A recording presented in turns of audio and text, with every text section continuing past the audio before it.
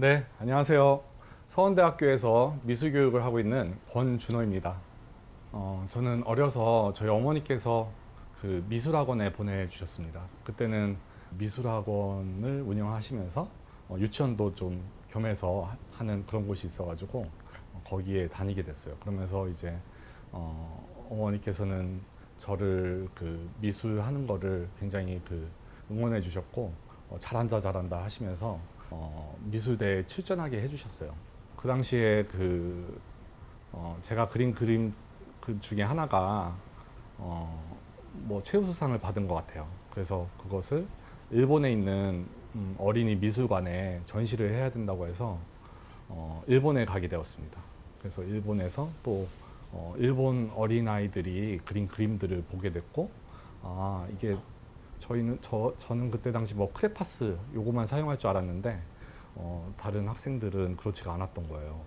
뭐 연필로도 그리고 다른 재료로도 막 그리는 걸 보면서 이런 것들이 있구나. 그리고 이렇게 저는 이렇게 제가 좋아하고 환하게 웃는 장면만 그렸었는데 좀 침울하고 어두운 그림도 있고 그래가지고 그런 것도 그릴 수가 있는 거구나 이런 거를 느꼈던 것 같아요 그때는 그냥.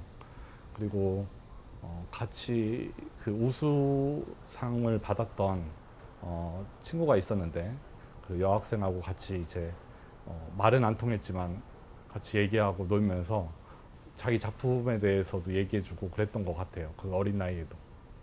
그러면서 이제 미술이라는 것이 저한테는 굉장히 나한테는 내가 잘하는 거고 내가 좋아하는 거다 이렇게 생각을 하고 학창 시절을 보냈습니다. 저희 집은 이제 제가 어렸을 때 조금 많이 아팠었거든요. 그래서 그랬는지 저희 아버님은 제가 뭐 이렇게 뭐 좋은 직장 뭐 이런 데를 해라 뭐 이런 강요보다는 제가 뭐든 원하는 거 잘 하기를 바라셨던 것 같아요. 그래서 제가 하고 싶은 걸 뭐든 해도 괜찮은 것 같았고 저도 뭐가 될지 모르지만 그래도 내가 지금 당장 잘할 수 있고 그 다음에 내가 했을 때 뭐가 재미있고 이런 거를 하면 되지 않을까라는 생각도 했고요. 그래서 미술을 선택할 때 그래도 그 큰 망설임은 있지 않았던 것 같아요. 네. 저는 미국에 가게 될 때 굉장히 큰 꿈을 안고 갔어요. 그때 당시에 백남준 선생님이 그 뉴욕 그 구겐하임 뮤지엄에서 그 초대전을 열었었는데 그것도 보면서 미국이란 나라를 좀 보고 싶었습니다. 그래서 그 뉴욕에서 지하철을 타고 다니면서 다양한 이제 미술관, 박물관 이런 데를 가게 됐고 그리고 또 거기서 어학연수도 조금 했거든요. 이제 어학연수 하고 끝나면 이제 그런데 미술관 놀러 다니고 그때 당시에 이제 그 펜팔을 했던 그분을 또 만나서 여행 겸 찾아가서 그분을 만나서 이제 그분 집에 있게 됩니다. 제가 그때 당시에 이제 미술대학을 아예 그 미국으로 다녀보고 싶다는 생각을 했기 때문에 그때 그 제가 다닌 학교가 이제 버지니아 커먼웰스 유니버시티라는 학교인데 마침 거기 그분이 버지니아에 살고 계셨어요. 그래서 그 리치몬드까지는 그렇게 멀진 않아서 그쪽에 가서 이제 그 학교에 들어가게 됩니다.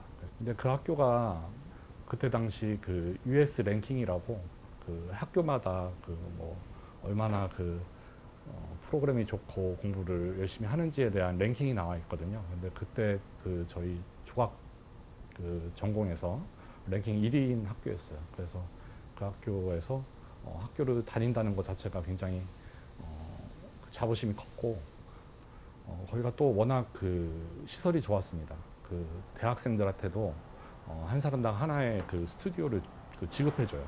조그만 방인데요. 거기 안에서 자기가 이제 작업도 하고 그 다음에 전시실에서 이제 보여주면서 이제 서로 크리틱을 하고 뭐 그런 프로그램이라고 할 수 있습니다. 그래서 거기에서 이제 4년 동안 공부를 했는데 초창기에 처음에 수업 들어갔을 때는 정말 어려웠어요. 전 처음에 교수님이 그러니까 제가 랭귀지를 할 때는 제가 수업을 거의 80%는 알아듣는다 그렇게 생각을 할 때였거든요. 그런데도 거기 실제 아카데미에 들어가 보니까 교수님마다 다 쓰는 단어들이 좀 제가 모르는 단어들을 쓰시고 알아듣기가 제 생각보다 힘들더라고요. 그래가지고 그때는 막 친구들한테 그 옆에 있는 모르는 학생들한테 제가 막 이게 정확히 숙제가 뭐냐고 이거 맞냐고 막 확인하러 다녔던 것 같아요. 그래서 되게 그런 부분도 처음에 되게 어려웠고 거기서 이제 작품을 하면서 특히 이제 3학년 과정 때 저는 그 작품 생활에 몰두를 하게 돼요. 그리고 교수님이 그 뭐 작품을 예를 들어서 2개를 만들어 오라고 하면 제가 욕심이 많아서 3개를 만들어 가고 막 그러면서 이제 그 남들보다 더 이제 경쟁심을 갖고 열심히 하게 된 것 같아요. 왜 그랬는지는 잘 모르겠는데 저는 좀 제가 혼자였기 때문에 그 나는 대한민국 사람이고 우리나라를 좀 욕되게 하고 싶진 않다. 그리고 뭔가 나는 뛰어난 사람이다. 이라는 걸 좀 보여주고 싶었나 봐요. 그래서 좀 더 욕심을 갖고 대학생을 했던 것 같습니다. 그래서 이제 자랑을 하자면 거기에서 이제 그 학교에서 주는 상을 다 제가 다 받았어요. 거기에서 이제 제가 받을 수 있는 상들은 다 받았던 것 같고 그때 졸업할 때도 이제 베스트 시니어 상을 제가 받았습니다. 그래서 그 상은 정말 제가 받고 싶은 상이었어요. 4년 동안 거기서 공부하면서 이제 최고의 그 4학년한테 주는 상이었기 때문에 그래서 그 상을 받기 위해서 굉장히 노력을 했는데 결국에는 저한테 주더라고요. 그래서 그걸 받고 나올 때가 정말 행복했던 제 인생에서 제일 행복했던 순간이 아닐까 저는 그런 생각을 합니다. 힘들긴 하고 외롭기도 했지만 또 작품에 집중할 수 있는 시기가 됐던 거는 미국이라는 사회가 그 예술가를 보는 시각이 그렇게 나쁘지 않았습니다. 창의적이고 재밌는 사람들이구나 하고 다들 좋아하는 그런 직업군인이었기 때문에 저는 미국에서 미술하는 게 되게 좋았고 그랬었던 것 같아요.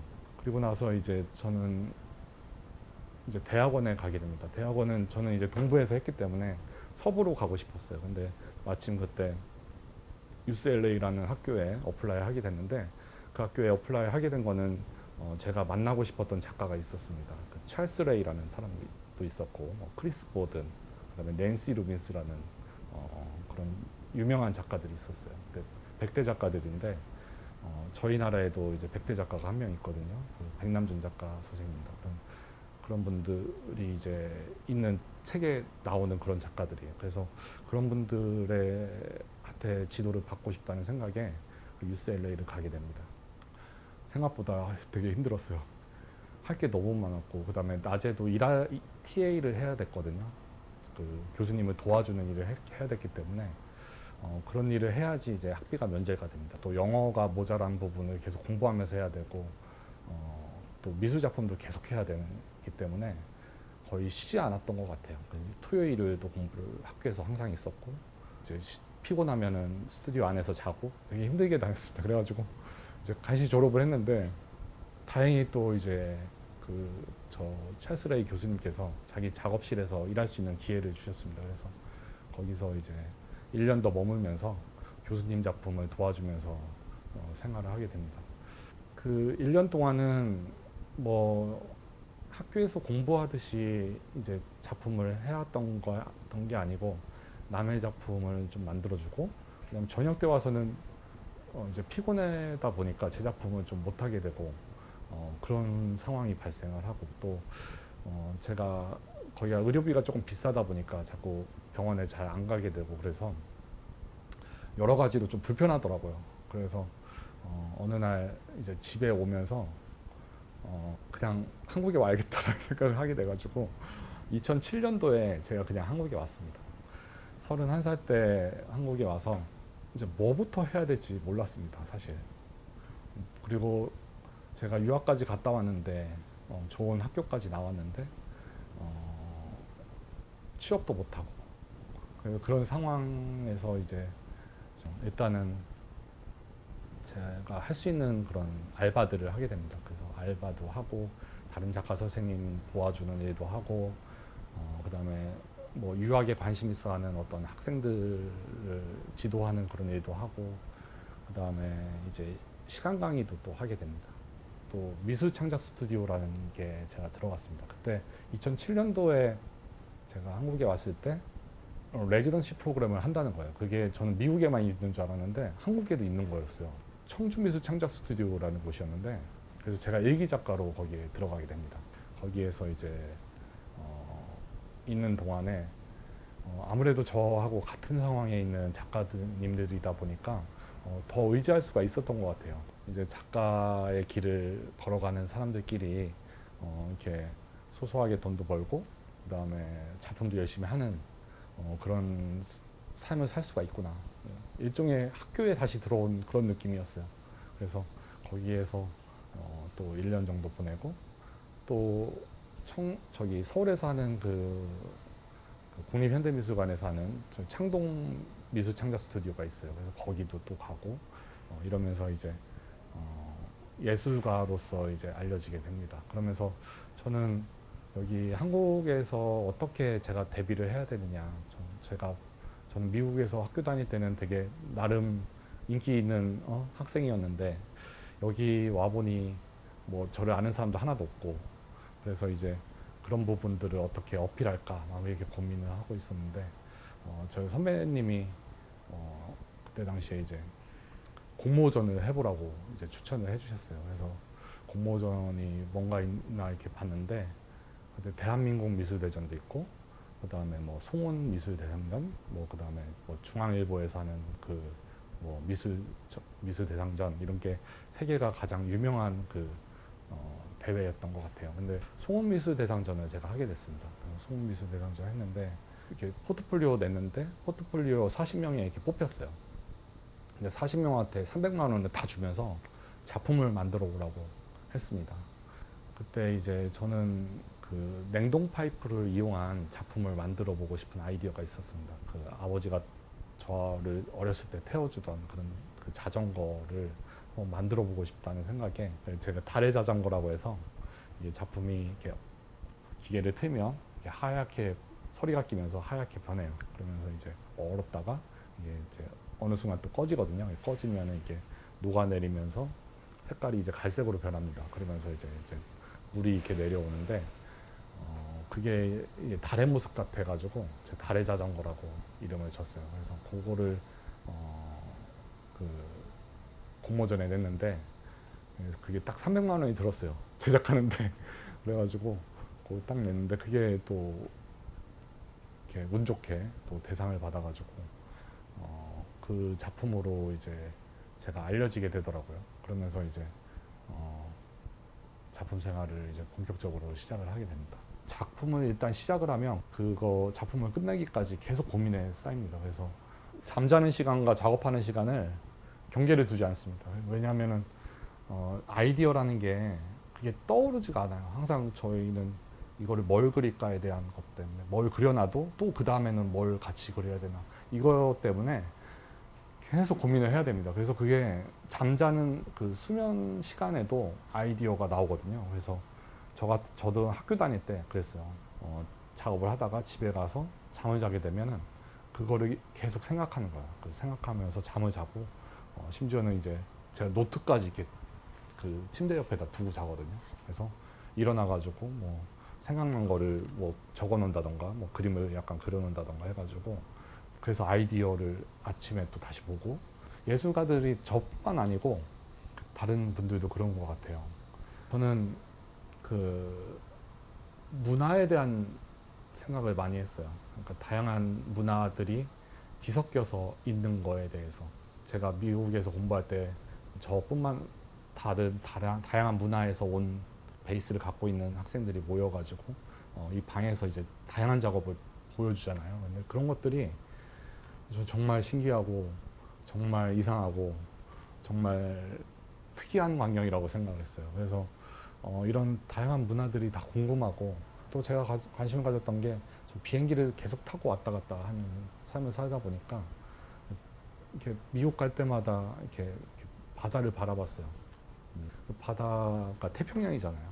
태평양 다 이렇게 다른 나라들을 연결하는 어떤 그런 물질인데, 그 물, 바다라는 공간, 거기에 뭐가 있지, 이렇게 리서치를 하다 보니까 이 다양한 문화들이 충돌하는 그런 지점이 있더라고요. 그게 뭐냐면 플라스틱 아일랜드라고 쓰레기 섬이에요. 쓰레기들이 이렇게 모여가지고 섬을 이룬 거예요. 바다에 있는 우리 인간들이 만들어낸 아주 그냥 그런 재해죠. 근데 그 플라스틱 아일랜드가 저한테는 굉장히 큰 관심사였습니다. 왜냐하면 엉뚱한 것들이 섞여 있는 곳이니까.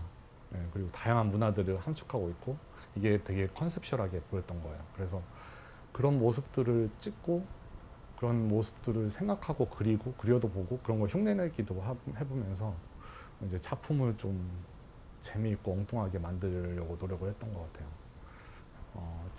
제가 살고 있는 이 현대 세상은 굉장히 다양한 것들이 공존하면서 살고 있는 세상이기 때문에 그런 다양한 작품, 다양한 재료 이런 것들을 하는 거는 당연하다고 생각을 하고 있습니다. 그리고 뭐 주제가 뭐 크게 변하면서 뭐 다양하게 작품을 한다 이렇게 제 작품을 말하는 사람들도 있는데 사실은 저는 그냥 바다라는 큰 컨셉, 그리고 다양한 문화 그리고 제 이런 경험, 꿈 뭐 이런 거에서 벗어나지 않고 작업을 하고 있습니다. 그래서 그 둘레에서 다양한 오브제를 가지고 다 신기한 것들이 새로 나오거든요. 여기 보시는 3D 프린터기만 해도 몇 년 전에는 제가 모르던 거였거든요. 근데 이런 것들이 막 계속 나오고 하니까 이런 것들을 가지고 이제 새로운 작업을 만들려고 노력을 하고 있습니다.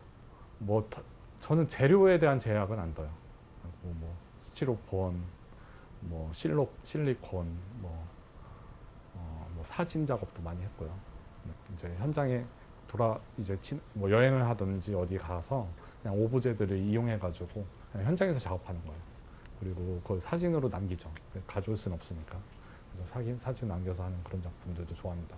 그래서 이제 제가 아는 작가 중에 그 멕시코 작가가 있습니다. 게브리엘 오르즈코라는 작가인데 그분은 작업실이 없어요. 그냥 길거리에서 그냥 사진기 하나 들고 다니면서 작업을 하셔요. 근데도 굉장히 좋은 작품을 만드시거든요. 그런 거 보면서 이게 뭐 작업실이 내가 뭔가 작품할 수 있는 상황이 돼야지만 좋은 작품이 나오는 게 아니구나. 내가 어떤 상황에서도 좋은 작품을 만들 수 있는 거구나. 이런 생각을 하면서 뭐 재료나 어떤 뭐 이런 형식 이런 거는 중요한 게 아니었구나. 내가 계속 하는 게 더 중요한 거구나.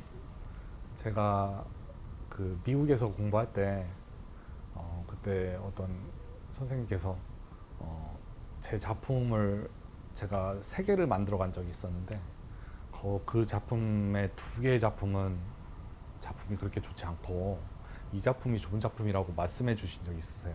그래서 좋은 작품이라고 얘기를 했으니까 좋은 작품은 이게 왜 좋으냐면 이게 시적이라는 얘기를 하셨어요. 이게 어떤 그 상징을 갖고 있고 어떤 의미를 갖고 있는데 이것이 이 오브제랑 통하면서 그런 생각을 하게 됐고 이런 상상을 더 하게 되고 이렇게 좀 다양한 메시지를 이렇게 생각하게 되고 이러면서 깊이 있는 생각을 할 수 있기 때문에 좋은 작품이다. 그리고 너의 베이스를 갖고 있기 때문에 좋은 작품이다. 이렇게 말씀을 해준 적이 있습니다. 그래서 근데 사실 지금도 그렇다고 생각을 해요. 저건 도대체 어떤 의미를 갖고 했을까라는 생각이 자꾸 들고 그 작품이 자꾸 마음에 남는다면 그런 작품이 좋은 작품이 아닐까라고 생각을 합니다. 이제 그 미래에 있을 일은 아직 아니잖아요. 근데 지금 당장 닥친 거에 대해서 내가 할 수 있는 게 학교에서 공부를 할 수 있는 거라면 지금 할 수 있는 거에 최선을 다하는 게 미래를 잘 대비하는 방법이라고 생각해요. 그러니까 지금 있는 거에 최선을 다하고 한번 매진하는 시간을 가져보면 지금 뒤돌아보면 제가 3학년 때 작품에 거의 이렇게 열중하는 시간을 보낸 적이 한 번 있었는데 굉장히 보람됐던 것 같아요. 다른 건 다 포기했지만 그래도 그 미술 작품에 있어서는 제가 다작을 했거든요. 그래서 그때 만들어낸 작품들이 지금의 나를 만들었지 않을까 그런 생각을 합니다.